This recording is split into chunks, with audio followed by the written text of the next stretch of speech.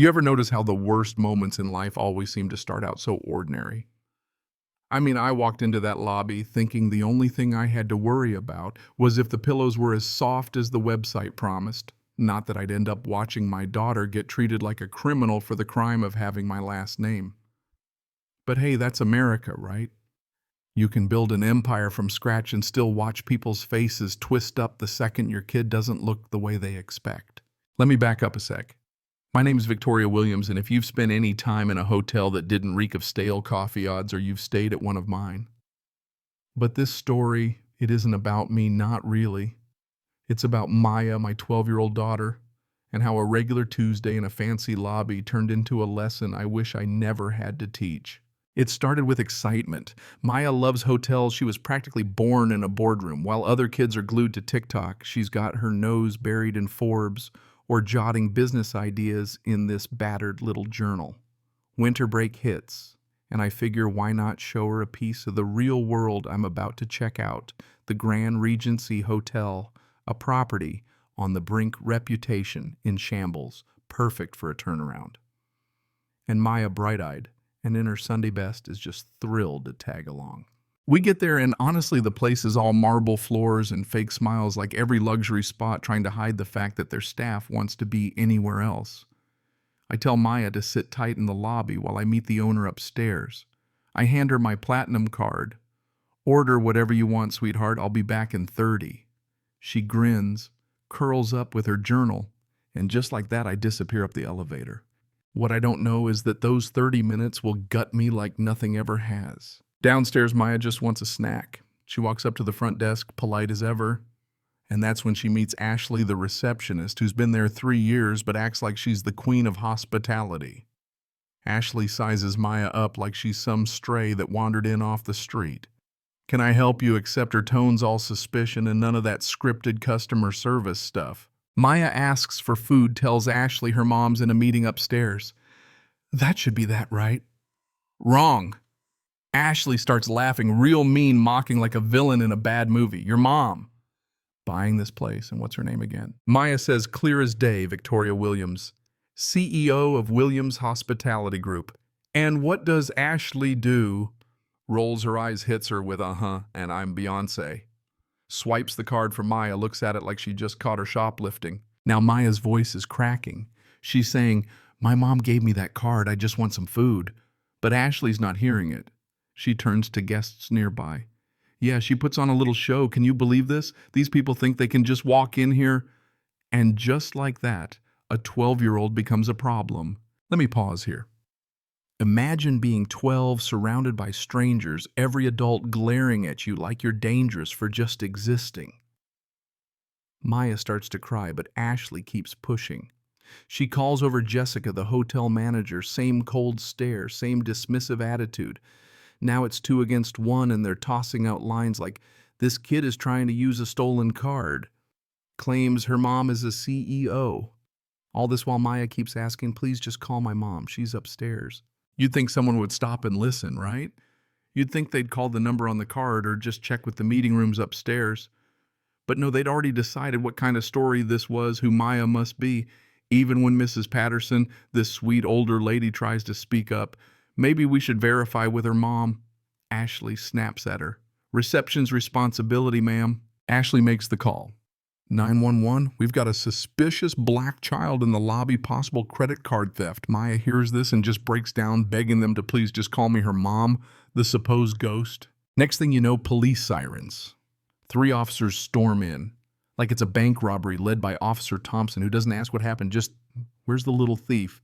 They never see Maya, not really. They just see whatever stereotypes in their head. Maya's crying, saying her name, telling the truth over and over. "My mom's Victoria Williams. She's upstairs." Officer Rodriguez mocks her. "Let me guess, she's a doctor or a lawyer too." Officer Johnson cuts off any hope. "No calls till we figure out where you really got this card." Ashley's in the corner, just loving every second, acting like she caught a real criminal. But then, here's the twist that nobody saw coming.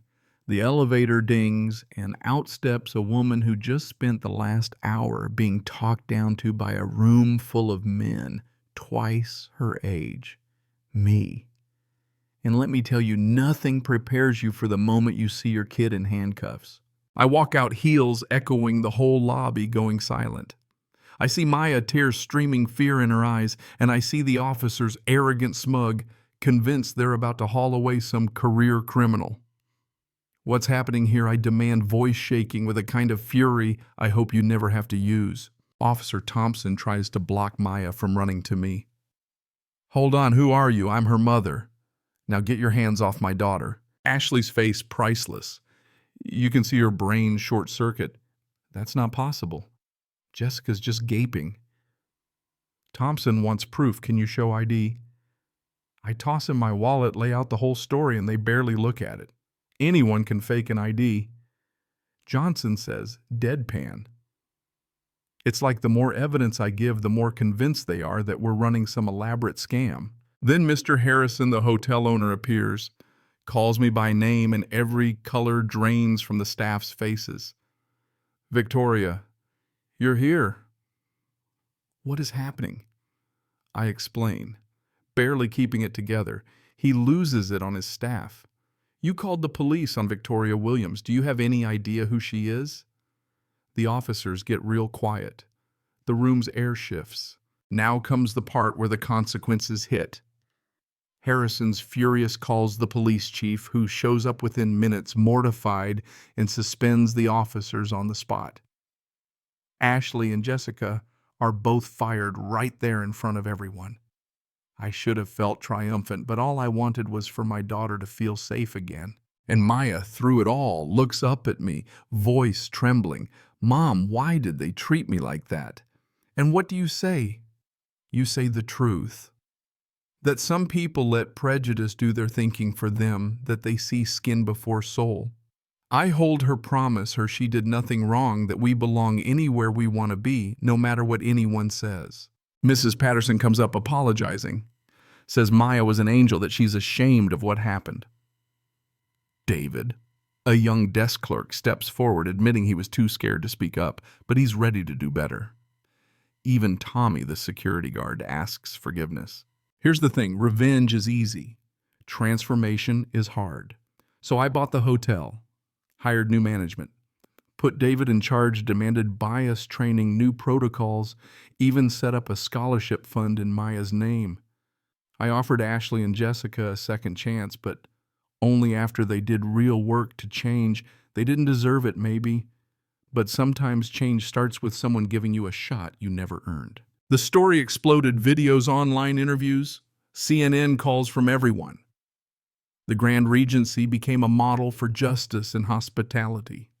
Maya started a club at school, spoke out for kids who needed a voice, turned pain into power. Even those who hurt us changed slowly for real, because sometimes that's what hope looks like. 6 months later, Maya and I walk into that same lobby. Only now it's buzzing with kindness. The staff looks like the world, and a plaque over the front desk reads, Williams Hospitality Group, where everyone belongs.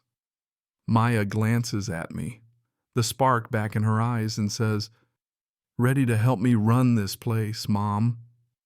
And I know no matter how dark things get, as long as we stand up for each other, nobody can ever keep us out. So what do you think, was justice served, or did we just put a Band-Aid on something bigger? If you've ever been through something like this or think we still have a long way to go, tell me in the comments. Let's talk about what justice really means, because change starts with stories, and stories start with all of us. Video.